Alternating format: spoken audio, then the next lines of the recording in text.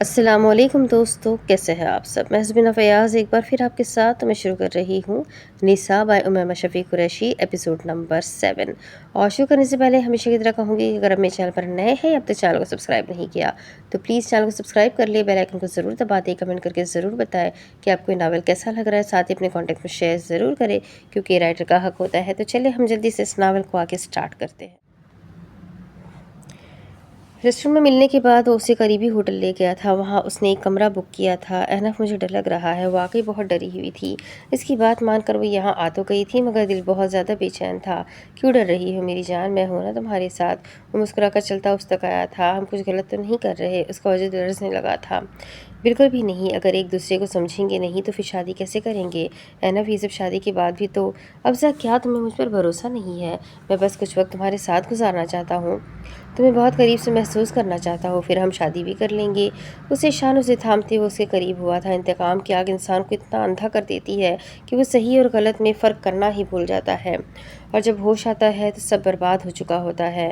ہاں لیکن مجھے ڈر لگ رہا ہے۔ وہ ہاپتے وجود کے ساتھ 2 قدم اس سے دور ہوئی تھی۔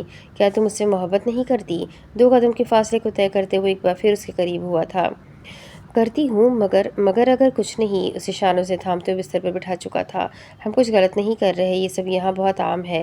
ایک دوسرے کے ساتھ وقت نہیں گزاریں گے تو پھر ایک دوسرے کو سمجھیں گے کیسے؟ وہ بھی اس کے پاس ہی بیٹھ گیا تھا، فاصلہ نہ ہونے کے برابر تھا۔ وہ سب تو ٹھیک ہے مگر احنف نے اس کے لبوں پر انگلی رکھی اسے خاموش کروایا تھا۔ کچھ مت بولو، بس مجھے محسوس کرو۔ اپنے چہرے کو مزید قریب لے گیا تھا۔ افضا نے دھڑکتے دل کے ساتھ فوراً آنکھیں میچی تھی۔ کال کی آواز پر یہ طلسم ٹوٹا تھا، ایک کے بعد دوسری، دوسری کے بعد تیسری۔ احنف نے لب بھیجتے فون اٹھایا تھا۔ کیا ہے؟ وہ غصے سے پھنکارا تھا۔ اسے اپنے کاموں میں کسی کی دخل اندازی بالکل پسند نہ تھی۔ اگر یہ کال مائزہ کی نہ ہوتی تو وہ کبھی نہ اٹھاتا۔ بھائی، اس نے بھررائی آواز میں صرف اتنا ہی کہا تھا اور احنف کو بے چین کرنے کے لیے یہ کافی تھا۔ کیا ہوا مائزہ، تم رو کیوں رہی ہو؟ وہ جلدی سے بستر سے اٹھا تھا۔ افضا بھی پریشانی کے عالم میں اٹھ کھڑی ہوئی تھی۔ مائزہ کے الفاظ گڑمڑ ہو گئے تھے۔ احنف نے جو سنا تھا وہ بس اس کی سسکیاں تھیں۔ اس کے قدم خود بخود اٹھے تھے۔ وہ بھاگتا ہوا وہاں سے گیا تھا۔ افضا اسے پکارتی رہی تھی مگر اسے صرف مائزہ کا رونا سنائی دے رہا تھا۔ مائزہ کے بتائے گئے ایڈریس پر وہ 10 منٹ میں ہی پہنچ چکا تھا۔ وہ اس کی دوست کا گھر تھا۔ مائزہ، وہ بھاگتا ہوا اندر داخل ہوا تھا۔ وہ لاؤنج میں بیٹھی آنسو بہا رہی تھی۔ احنف کو دیکھتے وہ بھاگ کر اس کے گلے لگی تھی۔ مائزہ، کیا ہوا ہے؟ احنف نے گھبرا کر پوچھا تھا۔ یہ بس ڈر گئی ہے، آپ اسے گھر لے جائیں، سب ٹھیک ہے، اس کی دوست نے انگریزی لب و لہجے میں کہا تھا۔ مگر ہوا کیا ہے؟ احنف کی فکر اپنی جگہ برقرار تھی۔ کچھ خاص نہیں، مائزہ کا کلاس فیلو سے پسند کرتا تھا اور اسے بہانے سے ڈیٹ پر لے گیا، بس اسی لیے یہ ڈر گئی ہے۔ اس نے عام سے لہجے میں احنف کو آگاہ کیا تھا۔ یہ کوئی اتنی بڑی بات نہیں تھی، وہاں یہ سب عام تھا، مگر مائزہ شاید گھبرا گئی تھی۔ وہاں سے اسے لانگ ڈرائیو پر لے گیا تھا، پھر آئس کریم کھلانے۔ مائزہ بس خاموشی سے آنسو بہاتی رہی تھی۔ احنف نے ایک بار بھی اسے تفصیل نہیں پوچھی تھی، اس کے لیے یہ ضروری نہیں تھا۔ مائزہ کا موڈ ٹھیک ہو جائے اتنا کافی تھا۔ مجھے پہلی بار کسی نے اس طرح پرپوز کیا۔ آئس کریم پارلر میں بیٹھے اب وہ اپنے دل کا بوجھ ہلکا کر رہی تھی۔ چھت پر نیلے رنگ کے کمکموں کی جالی کے خوبصورت پھولوں سے ڈھکا گیا تھا۔ اطراف میں کئی رہائشی لوگ اپنی اپنی ٹیبلز پر بیٹھے ہوئے تھے۔ اتنی ٹھنڈ میں بھی یہاں اچھی خاصی عوام موجود تھی۔ تو اس میں رونے والی کیا بات ہے؟ تم اتنی پیاری ہو، کوئی بھی اپنا دل ہار سکتا ہے۔ مائزہ نو بول کر آگے بڑھنا سیکھو۔ یہ دنیا حساس لوگوں کے لیے نہیں بنی۔ احنف نے اپنا لہجہ قدرے نرم رکھا ہوا تھا۔ بھائی، ہم اچھے دوست تھے، اس نے مجھے اسکول کے بعد لنچ پر جانے کو کہا اور میں انکار نہیں کر سکی۔ مجھے کیا پتا تھا کہ مجھے پرپوز کر دے گا۔ اپنی آئس کریم کھانے کے بعد وہ اب احنف کی آئس کریم کے ساتھ انصاف کر رہی تھی، ساتھ ہی ساتھ آنسو بہانا وہ بالکل نہ بھولی تھی۔ تم نو بھول کر واپس آ جاتی۔ سمپل، کندھے اچکاتے احنف نے مسئلے کا حل بتایا تھا۔ وہ خود بھی تو یہی کرتا تھا، نہ جانے کتنی ہی لڑکیوں کی دوستی کی آفر کو اس نے رد کیا تھا۔ اٹس ہارٹ فل بھائی، مجھے بہت دکھ ہوا، وہ میرا دوست تھا، مجھے اس پر اعتبار تھا اور اس نے میرے اعتبار کو توڑ دیا۔ آپ کو پتا ہے بھائی، اس ریسٹورنٹ میں صرف ہم دونوں ہی تھے، اگر وہ میرے ساتھ کچھ کر دیتا پھر… اور سمی کہتی ہے کہ یہ بہت رومانٹک ہے۔ سرخ پڑتی ناک کے ساتھ اس نے آئس کریم کا ایک اور کپ آرڈر کیا تھا، جبکہ احنف بالکل گنگ رہ گیا تھا۔ وہ کچھ غلط تو نہیں کہہ رہی تھی۔ جب اعتبار ٹوٹتا ہے تو تکلیف تو ہوتی ہی ہے۔ وہ افزا کو استعمال کر رہا تھا، اس کے جذبات کے ساتھ کھیل رہا تھا۔ کس لیے؟ صرف اپنی انا کو تسکین پہنچانے کے لیے، اپنا انتقام لینے کے لیے۔ مجھے ابھی پڑھائی پر فوکس کرنا ہے، اور اگر مام ڈیڈ کو پتہ چل گیا تو بہت برا ہوگا۔ تم سن رہے ہو نا بھائی؟ احنف کو خیالوں میں گم ہوتے دیکھ وہ تھوڑا زور سے بولی تھی۔ ہاں۔ وہ فوراً خیالوں سے باہر آیا تھا۔ چلو گھر چلتے ہیں ورنہ تم ساری دکان ہی کھا جاؤ گی۔ جیکٹ میں ہاتھ ڈالتے وہ اٹھ کھڑا ہوا تھا۔ مائزہ بھی منہ بنایا اس کے پیچھے چلتی تھی۔ پھولوں کی سیج پر وہ جلتے وجود کے ساتھ بیٹھی مسلسل اپنی قسمت پر ماتم کر رہی تھی۔ ایک بار پہلے بھی اس طرح سیج پر بیٹھی تھی، مگر تب اس کی آنکھوں میں بہت سے خواب تھے، مگر آج تو یہ سیج بھی اس کی نہیں تھی۔ یہ تو کسی اور کے لیے سجائی گئی تھی۔ اس دن وہ کسی کی منتظر تھی، اور آج کیا اسے انتظار کرنا چاہیے تھا؟ گہری سانس اندر کھینچتے اور ڈھیروں آنسو اپنے اندر اتار کر وہ بستر سے اٹھی تھی۔ ڈریسنگ ٹیبل تک پہنچے اب وہ باری باری اپنی جیولری اتار رہی تھی۔ وہ جانتی تھی کہ اس وقت حارث بہت بڑے دکھ سے گزر رہا تھا، مگر دل تو اس کا بھی گھائل تھا۔ چوٹ تو اس سے بھی لگی تھی، درد تو اس سے بھی ہو رہا تھا۔ کیوں فاطمہ کیوں؟ حلیمہ نے روتے ہوئے اپنی چوڑیاں اتاری تھی۔ کیوں کیا تم نے یہ؟ ایک ہاتھ سے اپنی لپسٹک صاف کرتے ہوئے ہچکیوں کے درمیان رو رہی تھی۔ بہت گھاٹے کا سودا کیا ہے تم نے۔ عزت کی زندگی چھوڑ کر تم نے ذلت کی زندگی کو چنا ہے۔ ابا کو دکھ دے کر تم کبھی خوش نہیں رہ سکو گی۔ وہ ڈریسنگ ٹیبل سے ٹیک لگائے وہیں زمین پر بیٹھ گئی تھی۔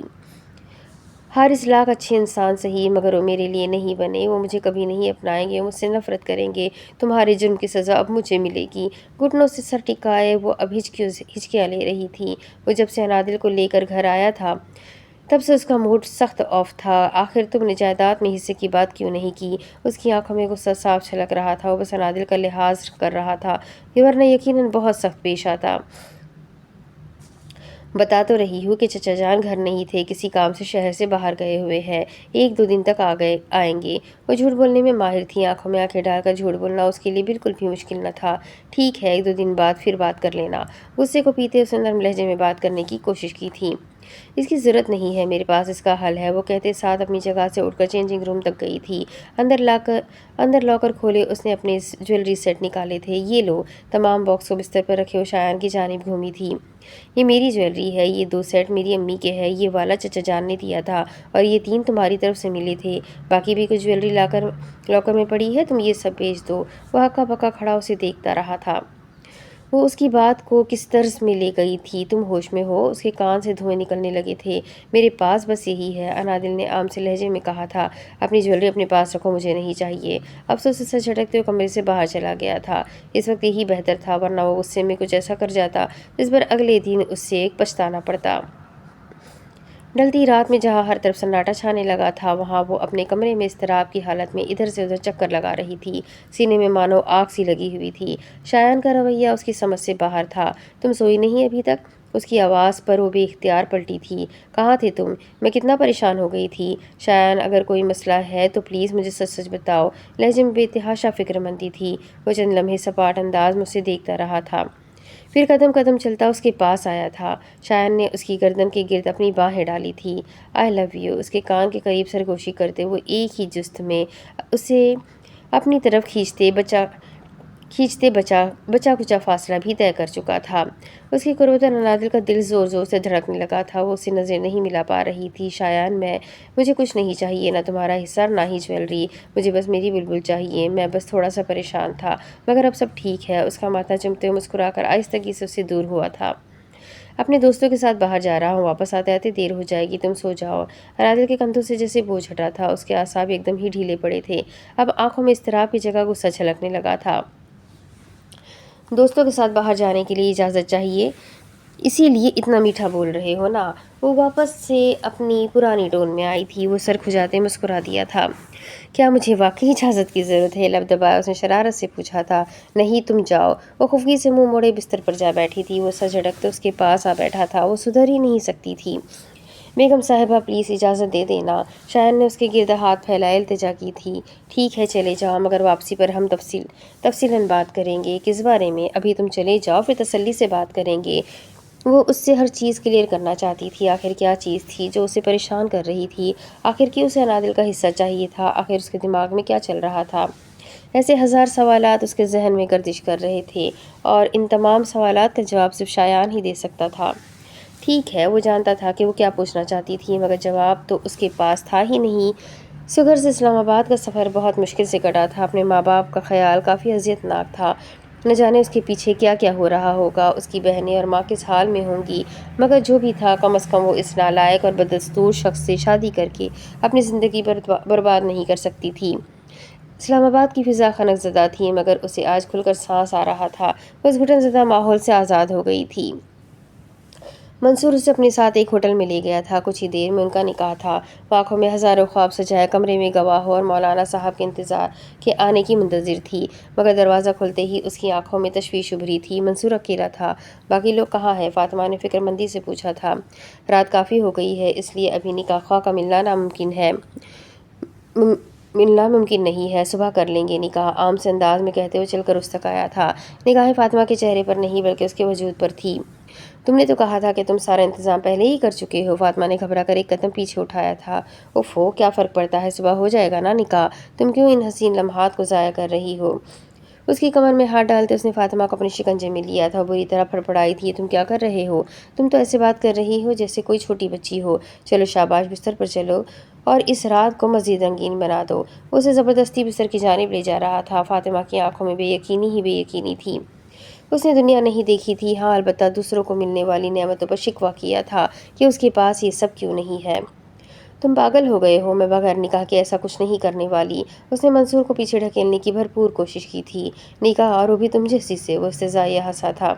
ارے جس عورت کو اپنے باپ کی عزت تک کی پرواہ نہیں، وہ باپ جس نے اپنی ساری زندگی اس کے لیے وقف کر دی، بھلا میں کیوں اس بے حیا کو اپنی عزت بناؤں گا؟ فاطمہ بی بی، تم جیسی عورتیں بستر کی زینت تو بن سکتی ہے مگر گھر کی عزت نہیں۔ آنکھوں سے ٹپ ٹپ آنسو بہنے لگے تھے، دل کرچی کرچی ہو گیا تھا۔ پیچھے اب صرف پچھتاوا رہ گیا تھا۔ اس نے دنیا داری نہیں دیکھی تھی، اس کا دل بھی باغی تھا، مگر وہ کوئی چھوٹی بچی نہیں تھی۔ اسے اپنے ماں باپ کی عزت کا لحاظ رکھنا چاہیے تھا۔ مجھے نہیں رہنا یہاں پر، منصور کو ڈھکیلتے ہوئے جانے ہی لگی تھی جب اس نے فاطمہ کو بازو سے پکڑتے بستر پر دھکا دیا تھا۔ یہ اسلام آباد ہے، سکھر نہیں، زیادہ چوچا کی تو آگے بھیج دوں گا تمہیں۔ اسے بالوں سے دبوچے اب وہ اسے دھمکا رہا تھا۔ بالکل شور نہیں کرو گی تم، وہ پھوٹ پھوٹ کر روتی تھی۔ اس کا تعلق تو اس گھرانے سے تھا جہاں عورت کو نظریں اٹھا کر بھی دیکھنا گناہ تھا، اور آج اپنی بیوقوفی کی وجہ سے وہ کہاں سے کہاں آ گئی تھی۔ حارث ساری رات گھر نہیں آیا تھا۔ حلیمہ بھی روتے روتے سو گئی تھی۔ صبح سویرے کپڑے تبدیل کر کے کمرے سے باہر نکلی تھی۔ یہ اس کی خالہ کا گھر تھا، گھر کے چپے چپے سے بخوبی آشنا تھی۔ اسے اب کسی کو بھی کسی قسم کی شکایت کا موقع نہیں دینا تھا، چاہے جتنے ہی مظالم کیوں نہ ڈھائے جائیں، مگر اس بار اسے ہر حال میں گھر بسانا ہی تھا۔ کچن میں جا کر حلیمہ نے جلدی سے ناشتے کی تیاری شروع کر دی تھی۔ حارث کب گھر آیا تھا اسے خبر نہیں ہوئی تھی۔ وہ جب کمرے میں داخل ہوا تھا تو وہاں کوئی نہیں تھا۔ وہ تھکا ہارا سرخ آنکھوں کے ساتھ کپڑے چینج کرنے گیا تھا۔ شاور لینے کے بعد اس نے کچن کی جانب قدم اٹھائے تھے۔ وہ جانتا تھا کہ اس کی ماں کی طبیعت آج کل کچھ زیادہ ناساز ہے، جس وجہ سے وہ ابھی تک دوائیوں کے زیر اثر سو رہی ہوں گی۔ اور حلیمہ، وہ تو اس کے ذہن میں بھی نہیں تھی۔ اسے بس اتنا یاد تھا کہ فاطمہ اسے چھوڑ کر چلی گئی تھی۔ کل رات کا نکاح اور رخصتی وہ بالکل بھول بیٹھا تھا۔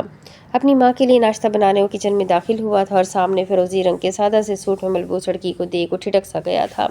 حلیمہ کی اس کی جانب پشت تھی، وہ بہت انہماک سے انڈا پھینٹنے میں مصروف تھی۔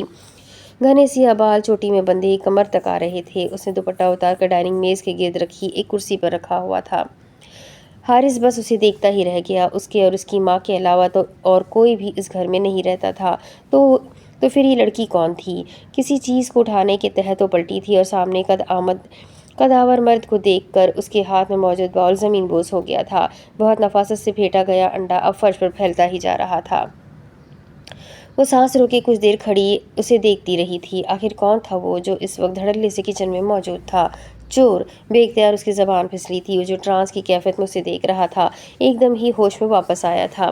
وہ تو عورت ذات کو دیکھتے ہی نگاہیں جھکا لیتا تھا، تو پھر آج نگاہیں کیوں نہیں جھکی تھی؟ کیا سامنے موجود عورت بہت حسین تھی اس لیے؟ حارث نے فوراً جھرجھری لی تھی۔ چور! چور! اگلے ہی لمحے پوری قوت سے چلاتی باہر کی جانب بھاگنے ہی لگی تھی جب حارث نے اسے کندھے سے تھام کر اس کے منہ پر ہاتھ رکھا تھا۔ حلیمہ صاحبہ تو بس بے ہوش ہونے کے قریب تھی۔ آپ حلیمہ جی ہیں نا؟ سوال تو احمقانہ تھا مگر پوچھنا ضروری بھی تھا۔ حلیمہ کی آنکھوں کی بے یقینی اب ڈھلنے لگی تھی۔ آپ حارث جی؟ اس کے ہاتھ ہٹاتے ہی وہ لڑکھڑاتی زبان سے گویا ہوئی تھی۔ حارث کے سر اس بات میں ہلانے کی دیر تھی، وہ ہرن کی رفتار سے بھاگی تھی۔ کرسی سے دوپٹہ اٹھایا اس نے اچھے سے اپنے سر پر جمایا تھا۔ وہ ہلکا سا مسکرا دیا تھا۔ چور کے سامنے دوپٹہ لینا فرض نہیں تھا، مگر شوہر کے سامنے ضروری ہے، اس نے سوچتے ہی سر جھٹکا تھا۔ وہ پہلی بار ایک دوسرے کو دیکھ رہے تھے، کل انہیں ہوش ہی کہا تھا کہ ایک نظر ایک دوسرے کو دیکھ لیں۔ ہائے اللہ، یہ تو نقصان ہو گیا۔ زمین پر پھیلے آمیزے کو دیکھ وہ گھبرا کر بولی تھی، یہ میں نے کیا کر دیا؟ گھبراہٹ سے اس کے ہاتھ پیر پھولنے لگے تھے۔ کوئی بات نہیں، آپ اور انڈے لے لیجیے، حارث نے ایسے کہا تھا جیسے یہ کوئی بڑی بات نہ ہو۔ وہ لمحے بھر کو ششدر رہ گئی تھی۔ اگر اس وقت زاہد یہاں ہوتا تو 2 تھپڑ لگا چکا ہوتا، اور نہیں ہے، بس 2 ہی پڑے تھے۔ وہ لرزتے وجود کے ساتھ سلیب سے جا لگی تھی، اس بات پر تو تھپڑ پکا تھا۔ چلے ٹھیک ہے، میں اور لا دیتا ہوں۔ اور آپ یہاں کیا کر رہی ہے؟ آپ کمرے میں جا کر آرام کیجیے، ناشتہ میں بنا لوں گا۔ حلیمہ کا منہ بے اختیار کھلا تھا، وہ آنکھیں پھاڑے ہوکوں کی طرح حارث کو دیکھنے لگی تھی۔ شاید اسے سننے میں غلطی ہوئی تھی، یا پھر حارث اس وقت اپنے ہوش میں نہیں تھا۔ آپ کھانا بنائیں گے؟ یقین کرنا بے حد مشکل تھا۔ ہاں تو؟ استغفر اللہ، یہ کیا کہہ رہے ہیں آپ؟ حلیمہ نے آنکھیں پھیلائے، دونوں ہاتھ گالوں پر رکھ لیے تھے، اب وہ مسلسل نفی میں سر ہلا رہی تھی۔ شاید فاطمہ کے جانے کا صدمہ لگ گیا ہے انہیں، وہ دل ہی دل میں گویا ہوئی تھی۔ زبان سے ایسا کچھ کہنا گویا کہ بہت بڑا گناہ تھا۔ میں سمجھا نہیں، حارث کے ماتھے پر شکنیں ابھری تھی۔ اس میں نہ سمجھنے والی کون سی بات ہے؟ مرد کھانا نہیں بناتے، آپ چاہتے ہیں کہ میں آپ سے کھانا بنوا کر گنہگار ہو جاؤں؟ حلیمہ نے جھرجھری لی تھی۔ مرد حاکم ہوتے ہیں، سربراہ ہوتے ہیں، وہ گھر کے کام کیسے کر سکتے ہیں؟ وہ حارث کو ایسے دیکھ رہی تھی جیسے وہ کوئی 8واں عجوبہ ہو۔ تقریباً 2 منٹ لگے تھے حارث کو اس کی بات سمجھنے میں۔ اس نے بات ہی اتنی عجیب کی تھی۔ آپ سے کس نے کہا کہ مرد گھر کا کام نہیں کر سکتے؟ کیا آپ نے کبھی سیرت النبی نہیں پڑھی؟ کیا آپ نے کبھی اصحاب کرامہ کو نہیں پڑھا؟ یقیناً آپ نے پڑھا ہوگا حلیمہ جی، اس کے بعد بھی آپ یہ پوچھ رہی ہے؟ میں تو روز ناشتہ کیا دوپہر بلکہ رات کا کھانا بھی بناتا ہوں۔ امی کی طبیعت ٹھیک نہیں رہتی اور میری آمدن اتنی نہیں کہ کسی ملازمہ کا بندوبست کر سکوں، اس لیے سارے کام خود کرتا ہوں، جھاڑو برتن سب کچھ۔ اس کا انداز بالکل موسم کی خبر دینے جیسا تھا، بالکل ایسے جیسے وہ بتا رہا ہو کہ آسمان پر کالی گھٹائیں چھائی ہے اور اگلے چند لمحوں میں مینا برسنے لگے گی۔ وہ گوشت کھاتے کھاتے بچی تھی، یعنی جھاڑو اور برتن بھی؟ ہاں ٹھیک ہے، اس نے اسلام کی کافی مطالعہ کیا ہوا تھا، مگر ان سب چیزوں پر اس کا دھیان نہیں گیا تھا۔ اور دھیان کیسے جاتا؟ اسے تو بچپن سے صرف مردوں کے آگے سر جھکانا سکھایا گیا تھا۔ عورت کے فرائض گھول کر کسی تعویذ کی مانند پلائے گئے تھے، مگر حقوق، اس چیز سے تو وہ نہ آشنا تھی۔ حلیمہ جی، آپ ٹھیک تو ہیں؟ وہ فکر مند ہوا تھا۔ جی۔ سلیب پر ہاتھ رکھے اس نے گہری سانس خارج کی تھی۔ آپ انڈے لا دیجیے، میں بنا دوں گی، باقی سارا ناشتہ تیار ہے، بس یہ چائے کا پانی۔ نظر اب چولہے پر رکھی پتیلی پر گئی تھی، جہاں سارا پانی بخارات بن کر کب کا اڑ چکا تھا۔ یا اللہ، وہ پہلے ہی دن سارے کام الٹے کر رہی تھی۔ حلیمہ نے جلدی سے پتیلی کو اٹھانے کی کوشش کی تھی، جس چکر میں وہ اپنا ہاتھ جلا چکی تھی۔ حلیمہ جی، کیا کرتی ہیں آپ؟ اب کی بار اس کا لہجہ سخت تھا۔ حلیمہ نے وہی سختی محسوس کی تھی جو ان کے خاندان کے مردوں کی خصوصیت تھی۔ وہ اب ڈائننگ میز کے گرد رکھی کرسیوں پر بیٹھے ہوئے تھے۔ وہ اسے دوا لگا رہا تھا، جبکہ حلیمہ کا دماغ اب بھی برتن جھاڑو اور کھانے میں ہی اٹکا ہوا تھا۔ آپ اب کمرے میں جائیں، یہ سب میں دیکھ لوں گا، واپس اسی نرمی سے کہا گیا تھا۔ وہ انکار نہیں کر سکی تھی، اس وقت ویسے بھی دماغی کیفیت ایسی نہیں تھی کہ وہ مزید کوئی کام کر سکے۔ تقریباً 15 منٹ بعد وہ کمرے کے اندر داخل ہوا تھا۔ وہ سوچوں میں گم بستر پر بیٹھی تھی۔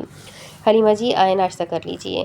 حلیمہ نے کوئی جواب نہیں دیا تھا، وہ بس دیوار کو گھورے ہی چلی جا رہی تھی۔ حلیمہ جی، حارث کے تھوڑا اونچا پکارنے پر وہ کرن کھا کر اچھلی تھی۔ جھاڑو برتن بے اختیار اس کی زبان پھسلی تھی اور اگلے لمحے ندامت نے اسے آ گھیرا تھا۔ حارث نے عجیب نگاہوں سے اسے دیکھا تھا، مگر زبان سے کچھ نہیں کہا تھا۔ ناشتے کے بعد آپ تیار ہو جائیے گا، میں آپ کو آپ کے گھر چھوڑ دیتا ہوں۔ مگر میں تو تیار ہوں، اس نے صبح ہی تو نیا سوٹ پہنا تھا۔ حلیمہ جی، آپ کے کپڑوں پر گھی کے داغ لگے ہوئے ہیں۔ حارث کی یاد دہانی پر اس نے چونک کر اپنا آپ دیکھا تھا۔ صبح سے وہ نہ جانے کتنی دفعہ اس کے سامنے پشیمان ہو چکی تھی۔ اب بتا دیجیے کہ آپ کون سے کپڑے پہنیں گی، میں استری کر دیتا ہوں۔ حلیمہ غلطی حلیمہ کی ہرگز نہیں تھی، وہ خود ہی اسے شوق پہ شوق دے رہا تھا۔ آپ کپڑے استری کریں گے؟ وہ نہ صرف اچھلی تھی بلکہ چیخی بھی تھی۔ آپ کا ہاتھ جل گیا ہے نا، اس لیے کہہ رہا ہوں۔ اپنا کرتا بھی استری کروں گا تو آپ کا بھی کر دوں گا۔ اس کے چلانے پر حارث نے گڑبڑا کر وضاحت دی تھی۔ وہ اس کے جملوں سے زیادہ اس کے انداز پر حیران تھی۔ عام اور سادہ سا انداز، وہ ظاہر سے زیادہ برا تھا۔ ہاں وہ تھا۔ اس کے دل و دماغ دونوں نے بھی ایک وقت حامی بھری تھی۔ زاہد اسے پل پل مارتا تھا اور یہ شخص تو پہلے ہی دن اسے قبر میں اتارنے کی پوری پلاننگ کر چکا تھا۔ Very smart. اسے اب حارث پر شک ہونے لگا تھا، کہیں یہ ٹارچر کرنے کا کوئی طریقہ تو نہیں تھا۔ آپ کیسے استری کریں گے؟ تمام در خدشات کو اندر دباتے اس نے نارمل لہجے میں پوچھنے کی کوشش کی تھی، جیسے کرتے ہیں۔ وہ عجیب طرز سے ہنسا تھا، یا پھر پڑھے لکھے لوگ کسی اور طرح سے کپڑے استری کرتے ہیں؟ اس کی آنکھیں لمحے بھر کے لیے چمکی تھی۔ یہ طنز نہیں تھا، مگر حلیمہ کو یہ طنز ہی لگا تھا۔ خیر، کم از کم کافی عرصے بعد اسے کسی نے یاد دلایا تھا کہ وہ پڑھی لکھی ہے، ورنہ زاہد نے تو اس کے ماتھے پر جہالت اور گوار کا ٹیکا لگا دیا تھا۔ وہ اپنی تمام بہنوں میں سب سے زیادہ ذہین اور پڑھی لکھی تھی۔ وہ میٹرک تک اسکول جاتی رہی تھی، باقی کی تعلیم اس نے پرائیویٹ ہی حاصل کی تھی۔ اسی سال اس کا BS کمپلیٹ مکمل ہوا تھا اور پھر اس کے فوراً بعد زاہد سے شادی۔ نہیں، وہ میں اس کا دل بھر آیا تھا۔ وہ نہ جانے کتنے عرصے کے چھپائے موتی آج برسنے لگے تھے۔ وہ انہیں روکنا چاہتی تھی، مگر وہ اس کوشش میں کامیاب نہیں ہو پا رہی تھی۔ آخر یہ مرد کا کون سا روپ تھا؟ حلیمہ جی، آپ ٹھیک تو ہے؟ وہ حد سے زیادہ فکر مند ہوا تھا۔ وہ بغیر کچھ کہے واش روم میں بند ہو گئی تھی۔ وہ کتنے ہی لمحے اس کی سسکیاں سنتا رہا تھا، مگر آگے بڑھ کر دروازہ بجانے یا کوئی تسلی دینے کی اس کی ہمت نہیں ہو پا رہی تھی، اور شاید حق بھی نہیں۔ حلیمہ جی کے ساتھ بہت بڑی زیادتی ہوئی ہے۔ وہیں کھڑے کھڑے اس نے اقرار کیا تھا۔ وہ خوش نہیں تھی، اور حارث جیسے شخص کے ساتھ کوئی کیسے خوش رہ سکتا تھا؟ منصور کی کسی بھی زور زبردستی سے پہلے کسی نے زور زور سے دروازہ پیٹنا شروع کر دیا تھا۔ ہر طرف افراتفری مچ گئی تھی، لوگوں کے چیخنے چلانے کی آوازیں آنے لگی تھی۔ اس سے پہلے کہ وہ کچھ سمجھتا، پولیس دروازہ توڑے اندر داخل ہوئی تھی۔ ہوٹل کی ریپوٹیشن بہت خراب تھی، اسی وجہ سے یہاں آئے روز ریڈ پڑتی تھی۔ منصور اور فاطمہ دونوں کو گرفتار کر لیا گیا تھا۔ فاطمہ کے لیے سب بالکل غیر متوقع تھا۔ آخر اس نے کیسے سوچ لیا تھا کہ اپنے ماں باپ کی عزت کو چل کر وہ بالکل بھی خوار نہیں ہوگی؟ ہوٹل کے دروازے تک پہنچتے لیڈی کانسٹیبل کسی سے مہوے گفتگو تھی، اور بس فاطمہ نے اسی موقع کا فائدہ اٹھایا تھا۔ اسے دھکا دیے اندھا دھند بھاگی تھی، اتنا تیز جتنا وہ بھاگ سکتی تھی۔ اس نے ایک بار بھی پلٹ کر نہیں دیکھا تھا۔ ہوٹل کی راہداری سے وہ بھاگتے ہوئے مین روڈ کی طرف آ گئی تھی، اور وہاں سے وہ اب آگے کی جانب بھاگے ہی چلی جا رہی تھی۔ لیڈی کانسٹیبل نے اس کا پیچھا کیا تھا، مگر ہوٹل کے باہر کافی لوگوں کا ہجوم اکٹھا تھا، اور اس ہجوم میں اسے ڈھونڈنا ممکن نہیں تھا۔ وہ تقریباً آدھا گھنٹہ دیوانہ وار سڑکوں پر بھاگتی رہی تھی۔ یہ شہر اور یہاں کی سڑکوں سے وہ ناواقف تھی۔ اسے نہیں معلوم تھا کہ وہ اب کہاں جائے گی۔ وہ بس ایک کے بعد دوسرے موڑ پر بھاگتی ہی چلی جا رہی تھی۔ رات کافی گزر چکی تھی۔ آہستہ آہستہ گاڑیوں کی نقل و حمل کم ہوتی جا رہی تھی۔ سڑک کے کنارے ایک پتھر سے اس کا پیر ٹکرایا تھا۔ وہ کرا کر وہیں گر گئی تھی۔ گرم سیال آنکھوں سے بہہ کر سڑک کے پتھروں میں جذب ہو رہے تھے۔ اسے اپنی بے بسی پر اس وقت شدید رونا آ رہا تھا۔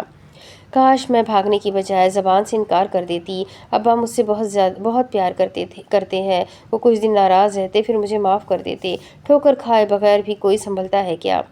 یہ میں نے کیا کر دیا؟ اب واپس کیسے جاؤں اور کس منہ سے؟ ابا مار ڈالیں گے مجھے۔ درد کی شدت کو برداشت کرتے وہ مشکل سڑک سے اٹھی تھی۔ اس سنسان سڑک پر اسے خوف آنے لگا تھا۔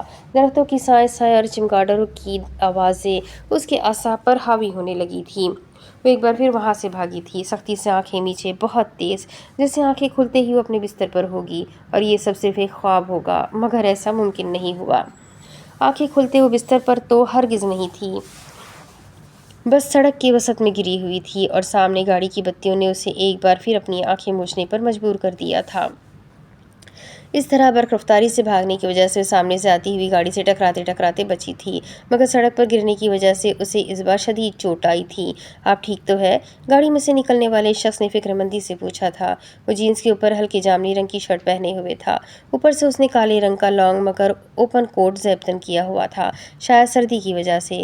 بال پیچھے کی جانب اچھے سے سیٹ کیے ہوئے تھے، اور ہلکی بڑی ہوئی شیو اس کی وجاہت میں مزید اضافہ کر رہی تھی۔ میں نے آپ کو بالکل بھی نہیں دیکھا۔ I am really sorry. آپ ٹھیک تو ہے؟ اس کی بھوری آنکھوں میں فکر مندی تھی۔ وہ فکر مندی فاطمہ کے لیے تھی، ہاں اس کے لیے تھی، بس اسے اتنا ہی یاد تھا۔ اس کے بعد آنکھوں کے آگے اندھیرا چھا گیا تھا۔ رات کی سیاہی میں اس کی آنکھیں اب بند ہو گئی تھی، اور وجود بے سدھ۔ अहनफ और मायरा जब घर पहुंचे थे तो काफ़ी वक्त गुजर चुका था। घर के अंदर दाखिल होते ही मानो एक अदालत उनकी मुंतजिर थी। मायजा के वालिदैन गुस्से से खड़े उन दोनों को घूर रहे थे। कहाँ लेकर गए थे मेरी बेटी को? मायजा के वालिद ने आगे बढ़कर अहनफ के मुंह पर एक के बाद दूसरा थप्पड़ रसीद किया था। उसने सुर्ख पड़ती आंखों से इस तशद्दुद को बमुश्किल बर्दाश्त किया था। डैड, भाई ने कुछ एकदम चुप, अपने कमरे में जाओ। वो डरी सहमी भागती हुई वहाँ से गई थी। तुम करना क्या चाहते हो आखिर? एक तो मैंने तुम्हें अपने घर में जगह दी हुई है और ऊपर से तुम मुझे ही परेशान कर रहे हो। उनका बस चलता तो अहनफ का गला ही दबा देते। कोई एहसान नहीं किया मुझ पर। हर महीने जितनी रकम आपको मिलती है ना, उसका आधा भी परेशान नहीं करता मैं। इससे पहले कि वो अहनफ को एक और थप्पड़ जड़ते उनकी बीवी ने उन्हें रोका था। मेरे पास अल्लाह का दिया सब कुछ है। तुम्हारा पैसा वैसा का वैसा पड़ा हुआ है। जब चाहो इस्तेमाल कर लो। मुझे नहीं चाहिए किसी की भीख। अपना बोझ मैं खुद उठा सकता हूँ। लहजे में बहस, नफरत और हिकारत थी। ढीठ अब्र ढीठ, उन्होंने अफसोस से कहा था, जबकि अहनफ का तो दिमाग ही उलट गया था। अगर मेरा बाप ढीठ था तो फिर मैं ढीठ नहीं हूँ, और अगर मैं ढीठ हूँ तो वो नहीं है। मुझे किसी सूरत उनसे मत मिलाए। कहने से क्या होता है? तुम अपना खून और अपनी पहचान नहीं बदल सकते। आप बिलावजह मुझसे मत उलझा करे। वो हद से ज़्यादा बदलिहाज और बदतमीज़ था, या फिर शायद जानबूझकर वो ऐसा बनता था। तुम किसी दिन अपना बहुत बड़ा नुकसान कर बैठोगे। तुम हकीकत से नाश ना हो। तुम इस चीज़ को कबूल ही नहीं करना चाहते कि ये फैसला किस्मत का था। तुम में या कोई और उसे नहीं बदल सकता। तुम्हारे माँ बाप का कोई कसूर नहीं था, और ना है। उसे प्यार की ज़बान समझ नहीं आती थी, और ना ही वो प्यार से काबू में आता था। लिहाजा उन्हें मजबूरन सख्ती का खौल खुद पर चढ़ाना ही पड़ता था। ठीक कह रहे हैं आप, किसी का कोई कसूर नहीं है। अगर कोई कसूरवार है तो वो सिर्फ एक शख्स है, और वो है शायान मीर अहमद। मैं उस शख्स को खुश रहने नहीं दूंगा, कभी नहीं। उसे और उसकी बीवी को जान से मार दूंगा। हाँ, मैं यही करूंगा। तेजी से कदम उठाते हुए अपने कमरे में बंद हो गया था। दरवाज़ा जोर से बंद होने की आवाज़ पर दोनों मियाँ बीवी ने अफसोस से एक दूसरे को देखा था। अस्पताल के बिस्तर पर तकरीबन सुबह के वक्त उसकी आंख खुली थी। रात का सियाह अंधेरा अब नारंगी रंग में तब्दील हो चुका था। फिनाइल और दवाइयों की बू उसके नथनों से टकराई थी। अस्पताल से हमेशा ही वो खार खाती थी। अभी उसे आंखें खोले चंद लम्हे ही गुजरे थे कि कोई दरवाज़ा खोले अंदर दाखिल हुआ था। वो शख्स चलकर अब उसके करीब आ रहा था। कैसी तबीयत है अब? अंदाज लिया दिया सा था। फातिमा ने जहन पर जोर डाले उसे पहचानने की कोशिश की थी। ये वही शख्स था जिसकी गाड़ी के सामने वो गिरी थी। मैडम, घर में से किसी का नंबर बताया ताकि मैं इतला दे सकूं। रात की सारी हमदर्दी रात में ही हवा हो गई थी। उस लड़की की वजह से उसे सारी रात अस्पताल में गुजारनी पड़ी थी, और अनादिल की कॉल्स ने उसका दिमाग मज़ीद ख़राब कर दिया था। उसने एक ही रात में इतने झूठ बोल दिए थे कि शायद ही सारी ज़िंदगी बोले हों। घर का नंबर? वो गड़बड़ा गई थी। जी, घर का नंबर, ताकि आपके घर वाले आकर आपको ले जाए। शायान ने आंखें घुमाई थी। कसूर उस लड़की का था जो इस तरह अचानक उसकी गाड़ी के सामने आ गई थी और सोने पे सुहागा बेहोश भी हो गई थी। वो अपने घर में तो किसी को फ़ोन नहीं कर सकती थी। कुफरान बलोच उसे ज़िंदा दफना देते। चंद लम्हे सोचने के बाद उसके जहन में फ़ौरन अपनी दोस्त का ख्याल आया था। इंटरनेट पर उसकी दोस्ती एक लड़की से हुई थी जो कि मुसलसल उसे एक्टिंग की तरफ मायल करती थी। उस लड़की का ताल्लुक भी इस्लामाबाद से था। उनके घर में किसी भी औरत के पास फ़ोन नहीं था सिवाय फातिमा के। मंसूर ने उसे ये फ़ोन तोहफे में दिया था जो कि वो हमेशा छुपा कर रखती थी। उसने शायान को फ़ौरन अपनी उस दोस्त का नंबर बताया था। मज़ीद आधा घंटा ज़ाया होने के बाद बिला आखिर ये मसला हल हो ही गया था। मैं आपका ये एहसान ज़िंदगी भर नहीं भूलूंगी। शुक्रिया। शायान के जाने से पहले फातिमा ने नरम लहजे में उससे कहा था। वो वाकई उसकी मशकूर थी। कल रात वो इस हालत में नहीं थी कि अपनी किसी दोस्त का ख्याल भी उसके जहन में आता, और इन अनजान रास्तों पर उसके साथ कुछ भी हो सकता था। सर को खम दिए शायान ने संजीदगी से उसका शुक्रिया कबूल किया था। जहन पर अब सिर्फ अनादिल और उसके सवालात सवार थे। उसने कहा था कि वो जल्दी आने की कोशिश करेगा, मगर अब तो सूरज चढ़ चुका था। यकीनन वो काफ़ी खफा होगी। इस तरह की हालत में उसने गाड़ी अस्पताल की हदूद से बाहर निकाली थी। परेशानी की वजह से उसके सर में दर्द होने लगा था। एक तरफ दोस्त तो दूसरी तरफ अनादिल। वो उससे इस तरह किसी अनजान लड़की की मदद करने का नहीं बता सकता था। ऐसा करने की सूरत में उसे ऐसे ऐसे सर्टिफिकेट्स और लक़ब मिलने थे जो उसे हरगिज़ नहीं चाहिए थे। घर पहुंचने की जल्दी में उसने गाड़ी की रफ्तार मजीद बढ़ा दी थी। गाड़ी का तवाज़न कब बिगड़ा था उसे खबर नहीं हुई थी। गाड़ी को संभालने की कोशिश में सड़क के अतराफ में खड़े एक दरख्त से गाड़ी टकरा गई थी। शायन का सर बुरी तरह डैशबोर्ड से टकराया था। खून की लकीर उसके माथे से बहकर थोड़ी सी टपक रही थी। ये था फातिमा और शायान की पहली मुलाकात का अंजाम। اب اس کے آگے کی کہانی میں آپ کو اگلے ویڈیو میں سناتی ہوں کہ آخر آگے کیا ہونے والا ہے۔ یہ جاننے کے لیے میرے ساتھ بنے رہے، ویڈیو کو لائک کریں، چینل کو سبسکرائب کریں، بیل آئیکن کو ضرور دبائیں۔ ناول بہت انٹرسٹنگ ہے، اپنے کانٹیکٹ میں شیئر ضرور کریں۔ تو چلیے ملتے ہیں اگلی ویڈیو میں، تب تک کے لیے اپنا خوب سارا خیال رکھیں، مجھے بھی دعاؤں میں یاد رکھیں۔ اللہ حافظ۔